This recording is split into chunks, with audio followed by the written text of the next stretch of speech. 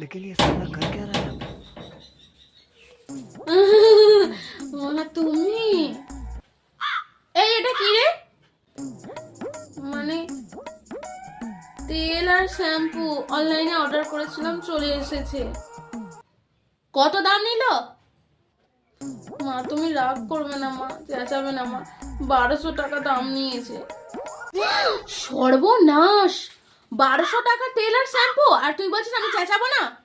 তোকে পুজো করবো এই তুই টাকা কোথা থেকে পেলি রে আমি টাকা জমিয়েছিলাম তো সেখান থেকে নিয়েছি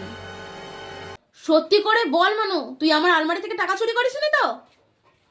না আমি তোমার টাকা চুরি করিনি আমি সত্যি তোমার থেকে কোনো টাকা নিইনি আমি কোনো টাকা চুরি করিনি সত্যি করে বল মানু তুই টাকা চুরি করিসনি তো